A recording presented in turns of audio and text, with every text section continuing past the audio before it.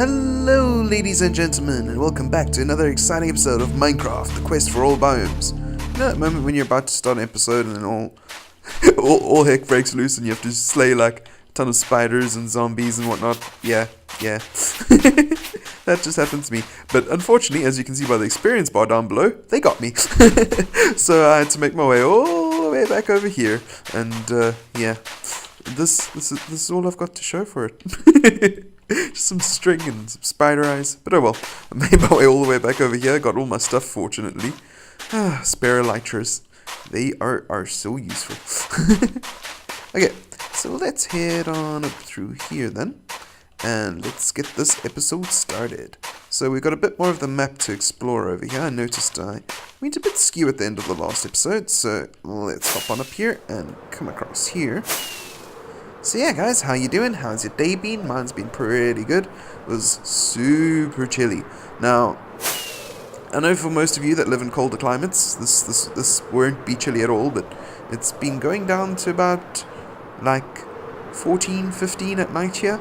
So that's quite chilly for here, but I know for those of you that are laughing at me right now that go down into minuses and saying that's not cold at all. But when you live in a warm temperature for most of the year, like up to 30, 31, and sometimes on the really hot days like 39, 40, yeah, you kind of suffer when it goes down to these colder temperatures because your body's not used to it. And also, on a brighter note, I must say I'm pretty chuffed with myself. I've been losing a lot of weight lately. Been dieting and exercising and doing all the right things, so I'm getting into shape, getting fit. So my body doesn't have as much padding as it used to keep me warm. So I'm having to get used to that along with the colder temperatures. So it's quite an adjustment for me to make, but it's a good one. It's a healthy one. I'm feeling a lot better in myself, than when I had all that weight packed on me and whatnot. So I've lost a lot. I'd say about 20 kgs or so. So that's really, really good. So just a little bit of a moment at the beginning of the episode, just to get things started. Yeah. So speaking about deaths in Minecraft, having gear like this, guys, is such a blessing in Minecraft. Just being able to fly around, being able to break blocks super fast and whatnot, and being able to walk around without really having to fear for mobs and stuff like that. And that's actually what cost me the death at the beginning of this episode, is I was going around like testing out how much damage I could actually take in comparison to if I had no armor. And the reason why I was doing that is because I was playing survival with a friend of mine a few days back, and I was amazed at what a difference it is from like where I am now in both this series and in the Diamond Society, where you've got all this enchanted gear, where you've got all the things available to you that just make life so much easier for you, in terms of being able to, and I do see that desert temple there, I'll visit it on the way back, but in terms of just being able to mine blocks at an incredible speed and not having to replace your tool every 5 seconds because it's breaking. The difference between top tier gear in Minecraft and low tier gear is substantial in how good it is compared to how lousy it is. I mean, the biggest thing is enchanting. That makes such a huge difference to your gear. Unbreaking, mending, those things are lifesavers when it comes to resources. And you think it would take a long time to gather resources, but if you've got the right tools, it's actually very, very fast. It doesn't take as long as you would imagine. Yeah, I just wanted to make a note of that the difference. I was absolutely astounded by it. I mean, I was dying like crazy on that, and the person that was playing with me must have been thinking like, oh my gosh, this guy does not know how to play Minecraft. But yeah, I was pleasantly surprised when I came back on and found out, yeah, it's the armor that makes all the difference. You get so used to, I guess it's also because you get so used to being able to take those hits. You get so used to being able to just like run into a horde of zombies or get shot by a skeleton 100 times and drop half a heart that you, obviously I'm over exaggerating, but you start to to feel like that's the norm, and then when you thrust into a situation where actually you don't have that kind of protection on you, and a zombie skeleton shoots you 3 times and you're dead, sort of thing, you're like, oh my word. It becomes much harder to play the game that way, because you're just so used to being able to tank up all the damage. But it's interesting at the same time. It's refreshing and fun to, step back and view the game from a whole new perspective. And oh my gosh, this place has so many villages on this one map. Just like a never-ending supply of villages and villagers. And deserts. One thing that this map has held true to is deserts in every place, in every area. Okay, so let's circle in here and see if this is a place that we've already explored, like we were running to and constantly in the last episode. Let's just drop down here. It appears not. Okay, so maybe we'll find some new loot this time round. I apologize for the darkness. Let's just break that. Let's open the chest. Okay, bones. I'll take those for a friend of mine. Emeralds, diamonds, some more bones. Curse of binding. Okay, that's interesting. That could be useful. Although this is a single-player world, so doubt I'll ever find that useful. So let's actually put that away, because I will have no use for it. Oh, 3 enchanted books. Punch 1, no use, no use, no use. Okay. Nothing really all that great here. Spam click. Okay, I can never get this to work. I don't know how people do this. They like jump off like a little thing like this. And then suddenly they're flying into the sky. How they do? Okay, let's see. Oh. Okay, I'm up here at least. I hear zombies. Or husks, at least. Yep. Hi, husk. Bye, husk. Okay, let's make our way over this way.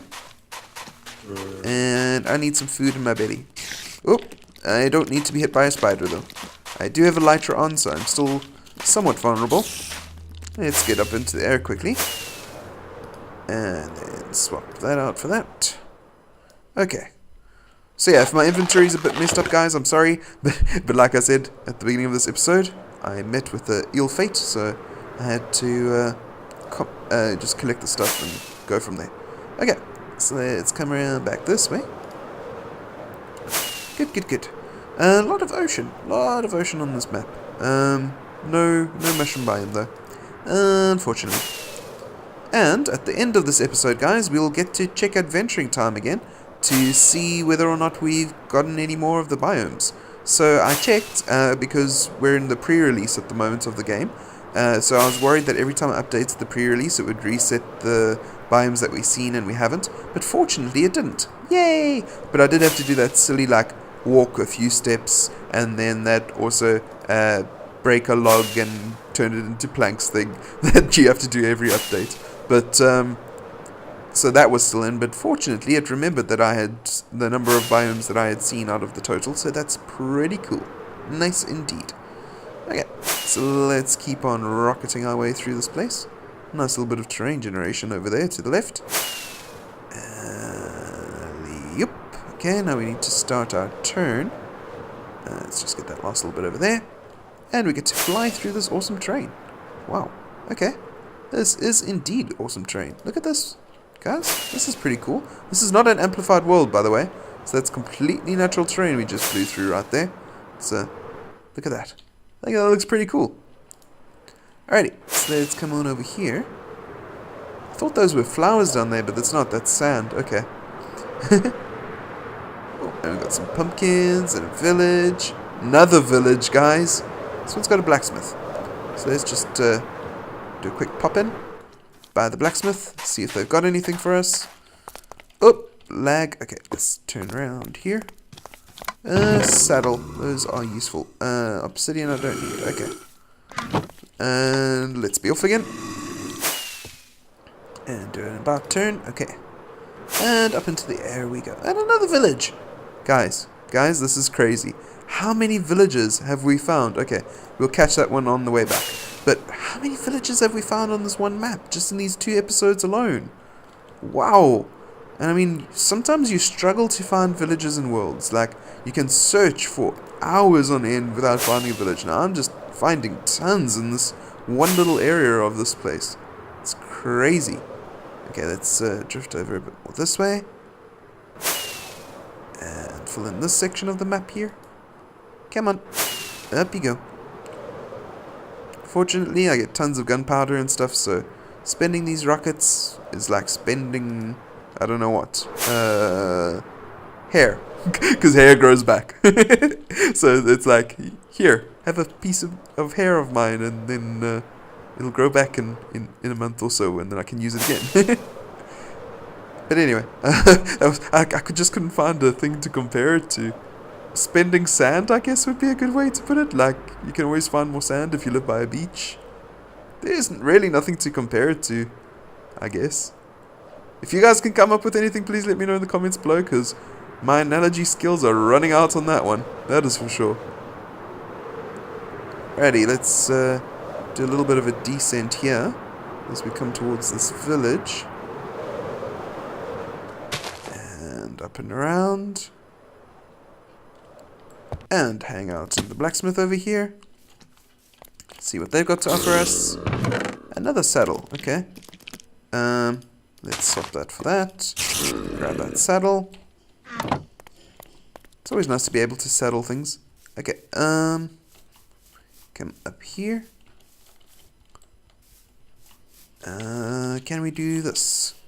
Yep, there we go. Okay, and we're up in the air again. Okay. And across we go. And that's the village we saw just now, so we don't have to get that. And this map is almost done. Just this one little streak to do, and we will have completed the row going this way. So we'll have to start going the other way next time, when we do the next map, because this row will have been done. And I think I'll actually take you guys back to the home base, so that we can complete this map properly and put it in its place and everything. Well, it's already in its place, actually. This is a copy of that map, so we can see it where it's supposed to be. And there we go. Map done, guys. So what I usually do, what you guys don't see me do at the end of every episode of this, is I fly up to about 1,000 or so, and I try and make efficient use of the rockets to do so. So it's like this. And this way I can get massive speed on the way back home, because otherwise it would just take forever just flying over the ground. So let's do this together for a change, and you guys can see what I do. So yeah, usually about 1,000, a little bit more this time. There we go.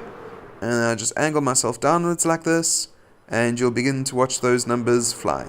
So if you look up in the screen where it says XYZ, look at that 5,000 number just drop. It is crazy how fast it drops eventually. And what I try and do is I try and not lose as much vertical height as I can, but at the same time try and go as fast as I can. So if I do this, I go faster, but at the same time I lose a lot of vertical height. So yeah, so now let's come in here quickly. Let's pause that and go to advancements. Alrighty.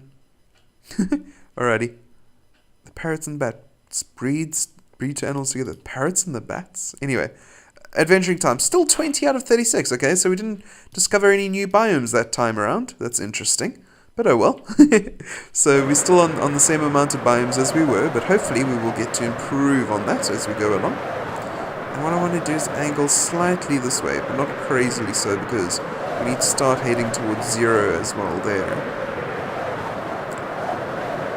And what I usually find is that by the time I get close to home, I can start seeing the land in front of me. Sometimes, like now, I think I've dipped too far down, so we can actually go back up like this, so it's a continuous flight from here really.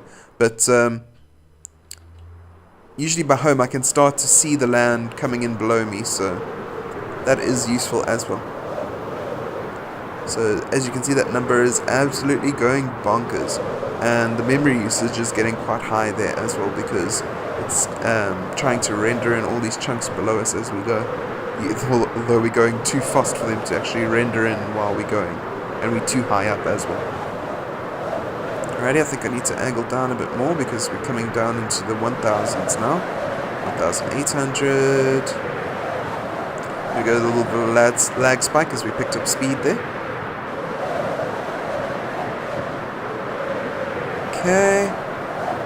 Angle down even more now because we are nearing 1000 straight. Okay, and then angle almost straight down now. There we go, and we can start to see the land coming in below us. Now what we can do is start turning this way. And there's our guardian farm, and there's home. So that's usually how I get home at the end of the episodes, guys. Just so that I can see the progress on the map and stuff like that. And it's quite easy and quite efficient way to travel. And then just do a little spin like that. And here we go, guys. So this map here is up in the corner over there. So that is that section done. So now we've just got these 3 to do. Hopefully they will be interesting and entertaining for you guys as we go along. As you can see, quite a large ocean over on this side of the world. With this little island in the middle here, the little bit of a mesa there. Very, very interesting. We're getting to see how the continents fit together in this world and how everything gels and fits. Over down here is where our original city was in the savannah over there. Here is where our current city is, which we are going to now. So yeah, thank you guys very, very much for watching. As always, my name is Athais. I hope you've enjoyed today's episode, and tune in next time for another exciting episode. Good night, everybody, and God bless. Bye for now.